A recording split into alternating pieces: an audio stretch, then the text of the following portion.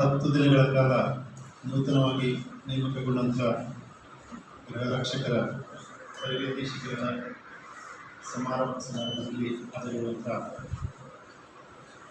Doctor Sudeep Kumar SH, commandant home guards Davanagere ಅವರೇ, Shri Chetan HP, commandant home guards Shivamogga ಅವರೇ, G Sandeep ಉಪಸಮಾದೇಶರು LP commandant ಗೃಹ ರಕ್ಷಕ ಸೇವಾ ತರಬೇತಿ ಕೇಂದ್ರ ದೇವರ ಪ್ರಾದೇಶಿಕ ತರಬೇತಿ ಕೇಂದ್ರ ದೇವರವರೇ ಹಾಗೂ ಎಲ್ಲ ಬೋಧಕ ಸಿಬ್ಬಂದಿಗಳೇ, ನಮ್ಮ ಪೊಲೀಸ್ ಇಲಾಖೆಯಿಂದ ಸಹ ತರಬೇತಿ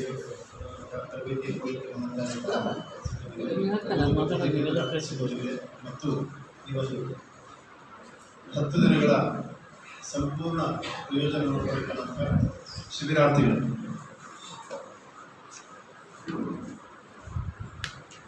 ಈ ಒಂದು ಮೂಲ ತರಬೇತಿ ಅನ್ನುವಂಥದ್ದು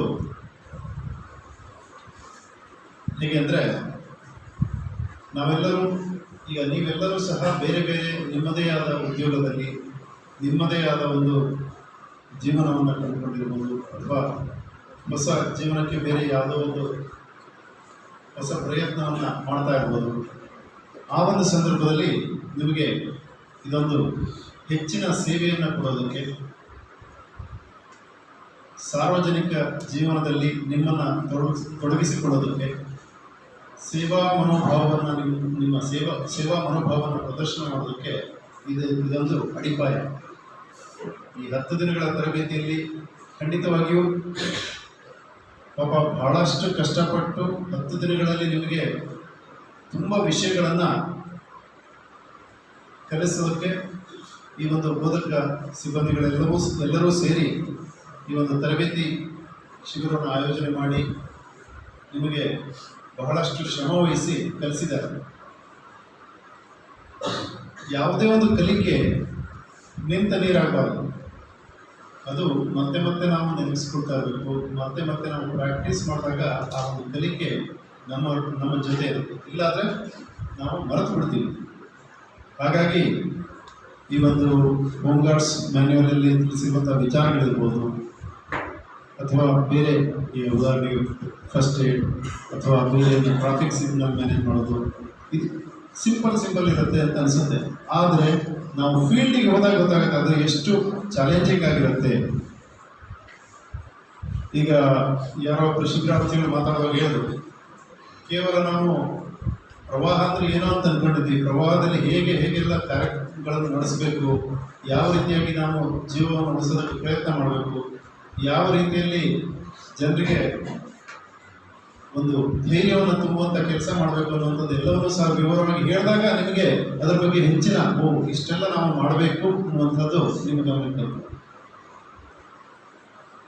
ಅದೇ ರೀತಿ ಇನ್ನೊಬ್ಬರು ಶಿಬಿರಾರ್ಥಿಗಳು ಹೇಳಿದ್ರು, ನಾವು ಬಂದಾಗ ಹೇಗೆ ಹೋಗಿದ್ವಿ, ನೆಕ್ಸ್ಟ್ ಡೇ ನಾವು ಎಲ್ಲರೂ ಟಿಪ್ ಟಾಪ್ ಆಗಿ ಕಟ್ಟಿಂಗ್ ಶೇವಿಂಗ್ ಆದಾಗ ನಾವೆಲ್ಲರೂ ಸಹ ಒಂದು ಬೇರೆದೇ ರೀತಿಯಲ್ಲಿ ಈ ಒಂದು ತರಬೇತಿಯ ಭಾಗವಾಗಿ ನಾವು ಹೆಚ್ಚು ತೊಡಗಿಸಿಕೊಳ್ಳೋದಕ್ಕಾಯ್ತು ಅಂತ. ಖಂಡಿತವಾಗಿಯೂ ನೀವು ನಿಮ್ಮನ್ನು ಹೇಗೆ ಪ್ರೆಸೆಂಟ್ ಮಾಡ್ಕೊಳ್ತೀರಿ ಅದರ ಮೇಲೆ ಜನ ನಿಮ್ಮ ಮಾತನ್ನು ಕೇಳ್ತಾರೆ. ಯಾವುದೇ ಒಂದು ಕಾನೂನು ಸುವ್ಯವಸ್ಥೆ ಸಂದರ್ಭದಲ್ಲಿ ನೀವು ಫಿಟ್ ಆ್ಯಂಡ್ ಫೈನ್ ಆಗಿರಬೇಕು, ನೀವು ಸರಿಯಾಗಿರಬೇಕು. ಆವಾಗ ಮತ್ತೆ ಬೇರೆಯವರಿಗೆ ನಾವು ಹೇಳೋದಕ್ಕೆ ನಮಗೆ ಧೈರ್ಯ ಬರ್ತದೆ, ಆತ್ಮವಿಶ್ವಾಸ ಬರ್ತದೆ. ಖಾಕಿ ಈಗ ಒಬ್ಬರು ಹೇಳಿದ್ರು, ನಾನು ಅದನ್ನೇ ಮತ್ತೊಮ್ಮೆ ಹೇಳಕ್ಕೆ ಇಷ್ಟಪಡ್ತೇನೆ. ಖಾಕಿ ಹಾಕುವಂಥ ಯೋಗ ಎಲ್ಲರಿಗೂ ಸಿಗಲ್ಲ.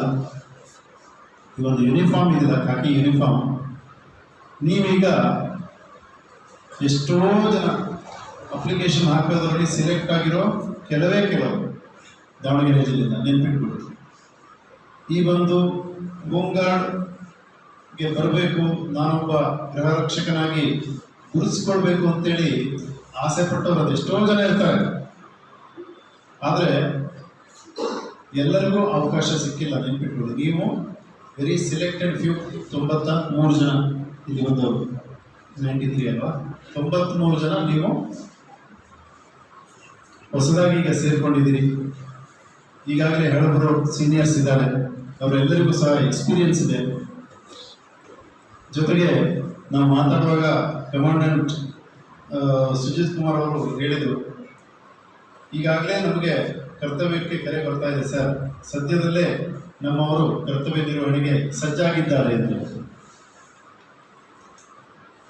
ನಿಮ್ಮ ದೈನಂದಿನ ಬೇರೆ ಬೇರೆ ಕೆಲಸದಲ್ಲಿದ್ದಾಗಲೂ ಸಹ ಇದೊಂದು ಸೇವೆಯಾಗಿ ಸಮಾಜಕ್ಕೆ ನೀವು ಕೊಡುಗೆ ಕೊಡ್ತಾ ಇದ್ದೀರಿ, ಬೇರೆ ಬೇರೆ ಕೆಲಸಕ್ಕೆ ಸಜ್ಜಾಗಿದ್ದೀರಿ. ಬೇರೆ ಯಾವ ಇಲಾಖೆಯ ಜೊತೆಗೆ ನಿಮ್ಮ ಸೇವೆಯ ಅವಶ್ಯಕತೆ ಇದೆ, ಆ ಇಲಾಖೆಯ ಜೊತೆಗೆ ಯಾವ ರೀತಿಯ ಕೆಲಸ ಮಾಡಬೇಕು ಅಂತೇಳಿ ನಿಮಗೇನೆ ಹೋಗ್ತಾ ಗೊತ್ತಾಗುತ್ತೆ. ಈಗ ನಿಮಗೆ 10 ದಿನದಲ್ಲಿ ಏನು ಮಾಡಬಹುದು, ಏನೇನು ಮಾಡಬೇಕಾಗತ್ತೆ ಅನ್ನೋದ್ರ ಬಗ್ಗೆ ಸ್ವಲ್ಪ ತಿಳುವಳಿಕೆ ಕೊಟ್ಟಿದ್ದಾರೆ. ಒಮ್ಮೆ ನೀವು ಹೋದಾಗ, ಫೀಲ್ಡಿಗೆ ಹೋದಾಗ ನಿಮ್ಮ ಸೀನಿಯರ್ಸ್ ಇರ್ತಾರೆ. ನಮ್ಮ ಇಲಾಖೆಯಲ್ಲಿ ಬಂದರೆ ನಮ್ಮದೇ ಪೊಲೀಸ್ ಅಧಿಕಾರಿಗಳಿರ್ತಾರೆ, ಬೇರೆ ಇಲಾಖೆಯಲ್ಲೂ ಸಹ ನಿಮ್ಮನ್ನು ಇದು RTOನಲ್ಲಿರ್ಬೋದು, ರೆವಿನ್ಯೂದಲ್ಲಿರ್ಬೋದು, ಬೇರೆ ಬೇರೆ ಕಡೆ ಎಲ್ಲ ತೊಗೊಂಡಿದ್ದಾರಲ್ಲ ಸರ್, ಎಲ್ಲ ಕಡೆ ಕೇಳ್ತಾರೆ. ಅಲ್ಲಿ ಹೋದಾಗ ನಿಮ್ಮ ಸೇವೆ ಎಷ್ಟು ಅದ್ಭುತವಾಗಿರುತ್ತೆ ಅನ್ನೋದು ನೀವು ಮಾಡುವ ಕೆಲಸದ ವಿಧಾನದ ಮೇಲೆ, ನಿಮ್ಮ ಕಾರ್ಯವೈಖರಿಯ ಮೇಲೆ ಡಿಪೆಂಡ್ ಆಗಿದೆ, ಅವಲಂಬಿಸ್ಕೊಂಡಿದೆ. ಉತ್ತಮವಾಗಿ ಕೆಲಸ ನಿರ್ವಹಣೆ ಮಾಡಿ, ಸಮಾಜಕ್ಕೆ ನಿಮ್ಮದೇ ಆದ ಕೊಡುಗೆ ಕೊಡಿ. ಈ ಒಂದು ಶಿಬಿರದ ಸಂಪೂರ್ಣ ಪ್ರಯೋಜನವನ್ನು ನೀವೆಲ್ಲರೂ ಪಡೆದುಕೊಂಡಿದ್ದೀರಿ ಅಂತೇಳಿ ಆಶಿಸಿಕೊಂಡು, ನಿಮಗೆಲ್ಲರಿಗೂ ಒಳ್ಳೆಯದಾಗಲಿ. ಮುಂದೆ ಬರುವಂಥ ಯಾವುದೇ ಒಂದು ಚಾಲೆಂಜಿಂಗ್ ಸಿಚುವೇಶನ್, ಯಾವುದೇ ರೀತಿಯ ಒಂದು ಸಂದರ್ಭದಲ್ಲಿ ಪ್ರಕೃತಿ ವಿಕೋಪದಿರ್ಬೋದು, ಕಾನೂನು ಸುವ್ಯವಸ್ಥೆಗೆ ಸಂಬಂಧಪಟ್ಟಿದ್ದಿರ್ಬೋದು, ಅಥವಾ ಜಾತ್ರಾ ಬಂದೋಬಸ್ತು ಈ ಥರದ್ದಿರ್ಬೋದು, ಅದರೆಲ್ಲದರ ಜೊತೆ ಸಂದರ್ಭದಲ್ಲಿ ನೀವು ನಮ್ಮ ಜೊತೆನೇ ಇರ್ತೀರಿ, ನಾವು ನಿಮ್ಮ ಜೊತೆ ಇರ್ತೀವಿ. ಖಂಡಿತವಾಗಿಯೂ ನಿಮಗೆ ದಾವಣಗೆರೆ ಜಿಲ್ಲೆ ಹೋಮ್ ಗಾರ್ಡ್ಸ್ ಹೊಸದಾಗಿ ಏನು ನೀವು ಬಂದಿದ್ದೀರಿ, ಈ ಘಟಕಕ್ಕೆ ಬಂದು ನಮ್ಮೊಂದಿಗೆ ಕೈ ಜೋಡಿಸೋದಕ್ಕೆ ನಿಮಗೂ ಸಹ ಮತ್ತೊಮ್ಮೆ ಸ್ವಾಗತ ಹೇಳ್ತಾ ನಮ್ಮ